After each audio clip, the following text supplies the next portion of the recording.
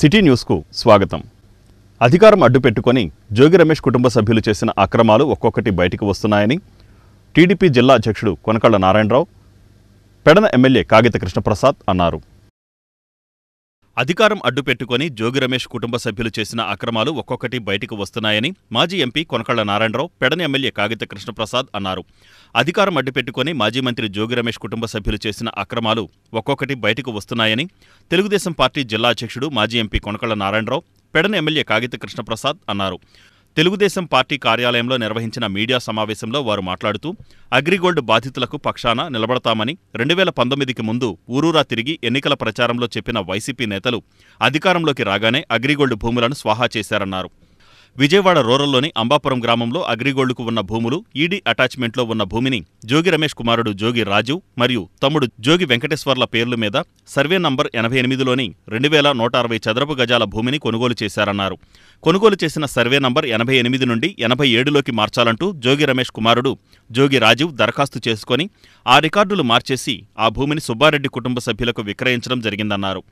అధికార దుర్వినియోగానికి పాల్పడి అగ్రిగోల్డ్ భూములను దక్కించుకోవడంతో పాటు సర్వే నంబర్లు మార్చి విక్రయించారని, అక్రమాలపై అగ్రిగోల్డ్ సంస్థ ఫిర్యాదుతో ఏసీబీ అధికారులు దర్యాప్తు జరిపి జోగి రాజీవ్ను అదుపులోకి తీసుకున్నారన్నారు. దీనికి చంద్రబాబు నాయుడుకు ఎటువంటి సంబంధం లేదన్నారు. అతను బలహీన వర్గాలకు, గౌడ కులానికి చెందిన నాయకుడిని కాబట్టి కక్షతో ఇటువంటి చర్యలు చేస్తున్నారని తెలపడం హాస్యాస్పదమన్నారు. అక్రమాలు ఒక్కొక్కటి బయటికి వస్తూ ఉన్నాయి.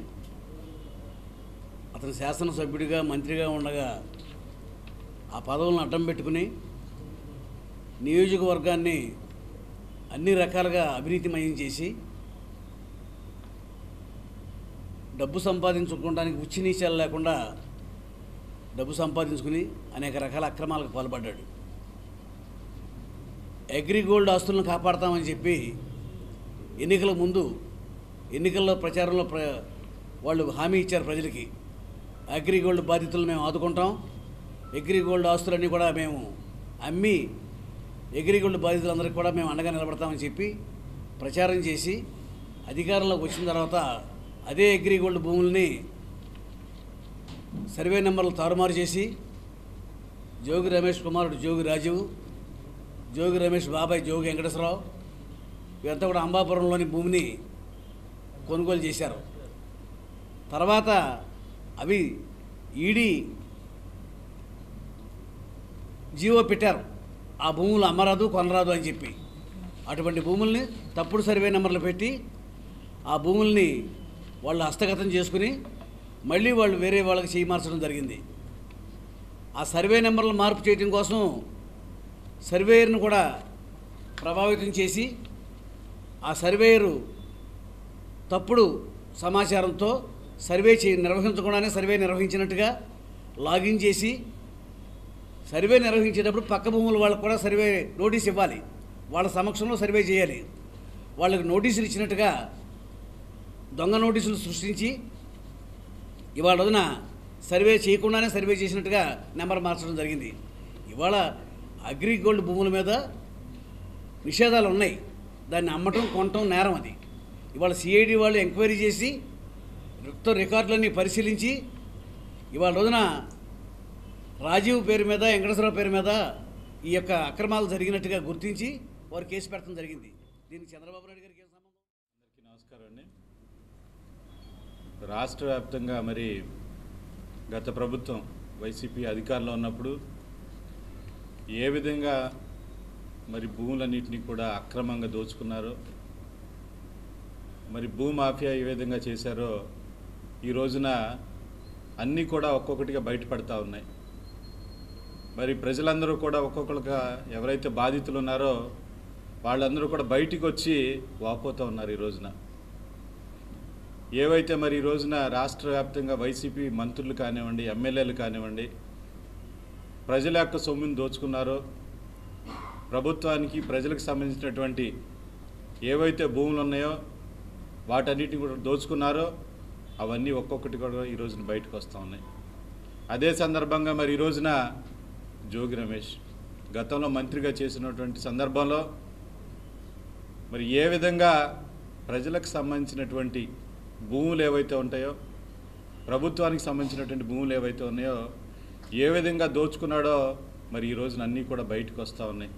అందులో భాగంగానే ఈ రోజున మరి అగ్రిగోల్డ్కి సంబంధించినటువంటి భూములు ఏ విధంగా దొంగతనంగా రిజిస్ట్రేషన్ చేసుకుని సర్వే నెంబర్లు మార్చి వేరే వాళ్ళకి అమ్మేసి ఏ విధంగా దోచుకున్నాడో ఈ రోజున బయటకు వస్తూ ఉన్నాయి.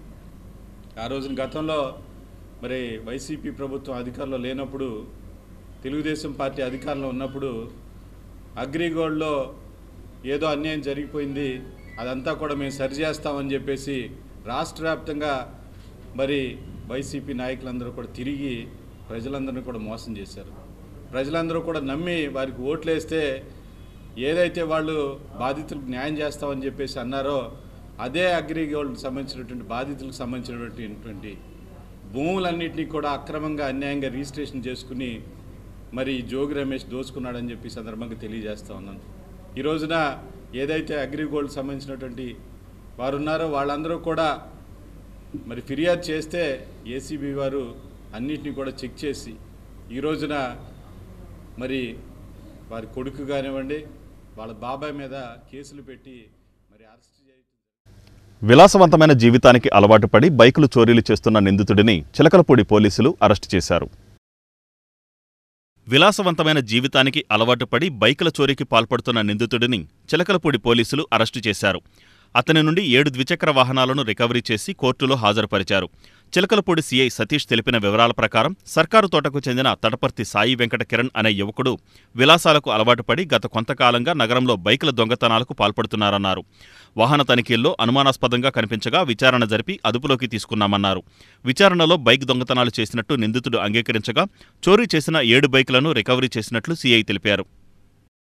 చిలకలపూడి పరిసర ప్రాంతాల్లో గత 3 నెలలుగా అనేక బైకులు చోరీ జరగడం జరిగింది. అందులో భాగంగా గౌరవ ఎస్పీ సార్ ఆదేశాల మేరకు డిఎస్పీ సార్ పర్యవేక్షణలో మేము అక్కడ సెంటర్లో ఉండి వెహికల్ చెక్ చేస్తుండగా మాచవరం మిట్టి దగ్గర వెహికల్ చెక్ చేస్తుంటే ఒక అతను అనుమానాస్పదంగా కనిపించాడు. ఆ వ్యక్తిని ఎవరో ఏంటని అడుగుగా నేను గత 2-3 నెలలు బట్టి బైకులు నేరాలు చేస్తున్నాం, సుమారు ఇంతకుముందు చాలా నేరాలు చేసి బైక్ అఫెన్స్ సంబంధించి ఇతరులకు అమ్మి అవి నేను ఇంటి నిర్మాణ ఖర్చులకు అది వాడానని చెప్పి తెలియపరచడం జరిగింది. మళ్ళీ గద్దించి అడగా బైకులు ఎక్కడున్నాయి ఏంటని చెప్పగా కొన్ని ఇంటి దగ్గర కొన్ని వాళ్ళ సరౌండింగ్ ఏరియాలో చెప్పడం జరిగింది. ఆ బైక్స్ అన్నీ కూడా సుమారుగా 8 బైకులు ఉన్నాయి. 4,50,000 రూపాయలు బైక్ యొక్క వాల్యూ ప్రాపర్టీ ఉంటుంది. అతన్ని తీసుకుని ఈరోజు అరెస్ట్ చేయడం జరిగింది. రిమాండ్ కూడా పంపుతాం. తటవర్తి సాయి వెంకట కిషోర్, ఇతను వయసు 20 సంవత్సరంలో. ప్రీవియస్గా ఇంతకుముందు చేసిన నేరాల్లో ఏమి నేర చరిత్ర ఏమీ లేదు. కొత్తగా ఇతను తల్లిదండ్రులు లేకపోవటం, ఒక పెంపుడు తల్లి పర్యవేక్షణలో ఉండటం వల్ల విలాస జీవితానికి అలవాటు పడి అవసరాల నిమిత్తం చిలకలపూడి పరిసర ప్రాంతాల్లో సర్కారు తోట, కొబ్బరి తోట, చిలకలపూడి రింగ్ ఏరియాలో అన్నా క్యాంటీన్ల ప్రారంభానికి సన్నాహాలు పూర్తయ్యాయి. ఈ నెల 15వ తేదీన ముఖ్యమంత్రి చంద్రబాబు నాయుడు వీటిని లాంఛనంగా ప్రారంభించనున్నారు.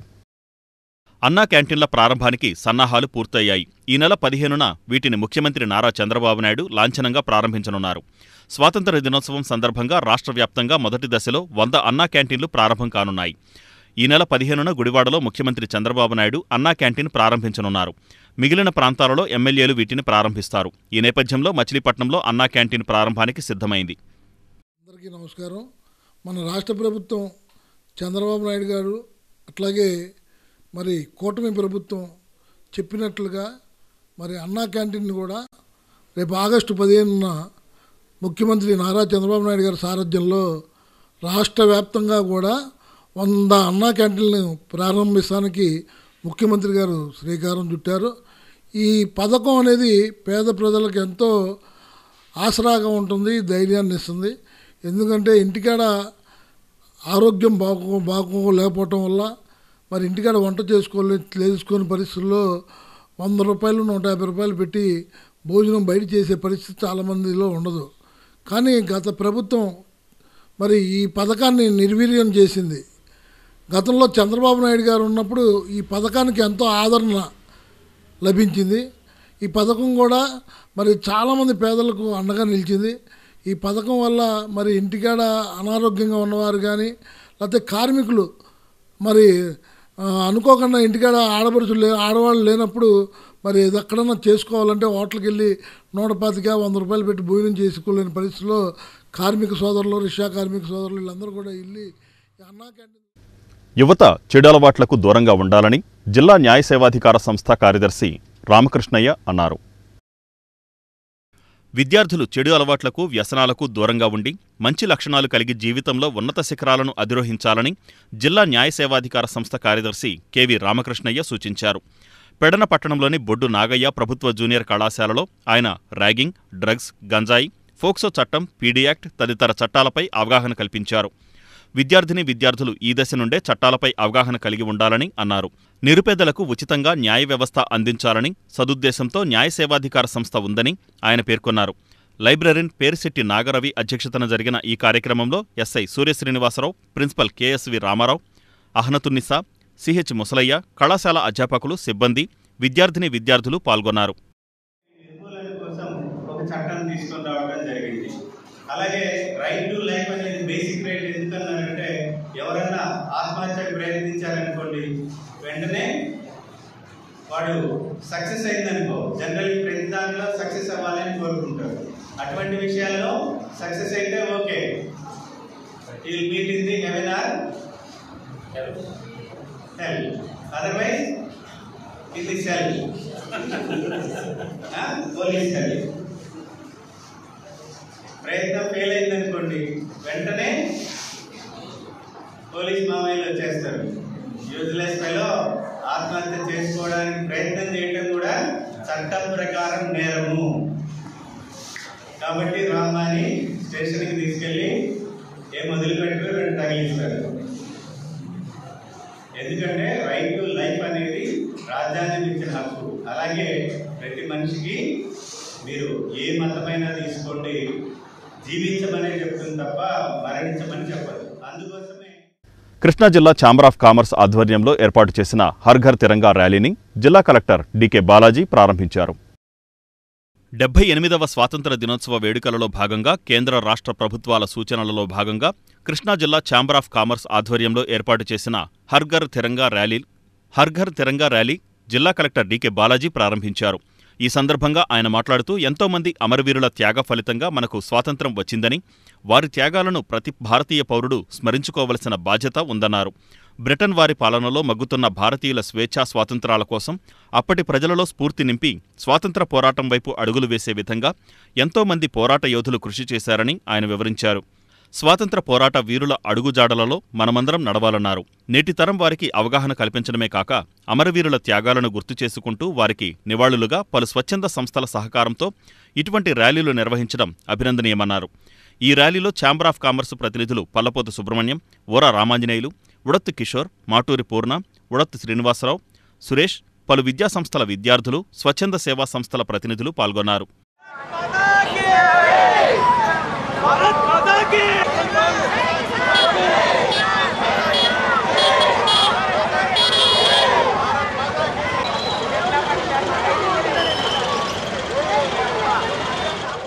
ఈరోజు కేంద్ర ప్రభుత్వం, రాష్ట్ర ప్రభుత్వం మార్గదర్శకాల మేరకు హర్ ఘర్ తిరంగా క్యాంపెయిన్కి మన జిల్లాలో ఈ ర్యాలీ ఏర్పాటు చేయడం జరిగింది. ఎంతోమంది అమరజీవుల త్యాగాల వల్ల, వాళ్ళ సాక్రిఫైసెస్ వల్ల, వాళ్ళ లైఫ్నే దీనికోసం సాక్రిఫైస్ చేయడం వల్ల మనకు ఈ యొక్క ఫ్రీడమ్ అనేది వచ్చింది. సో వాళ్ళందరి ఆదర్శాలని కూడా మనం ఈరోజు తలుచుకుంటూ, సో వాళ్ళు నేర్పిన పాఠాల్లో అడుగు జాడల్లోనే మనం అందరూ నడుస్తూ, వాళ్ళందరూ చాలా కష్టపడి మనకు అందించిన స్వాతంత్రాన్ని మనము కాపాడుకోవాలి. ఈ ఒక ర్యాలీ ద్వారా సో మన మచిలీపట్నం ప్రజలకు, మళ్ళీ కృష్ణా జిల్లా ప్రజలందరికీ కూడా ఈ వార్తలు ఇంతటితో సమాప్తం. నమస్కారం.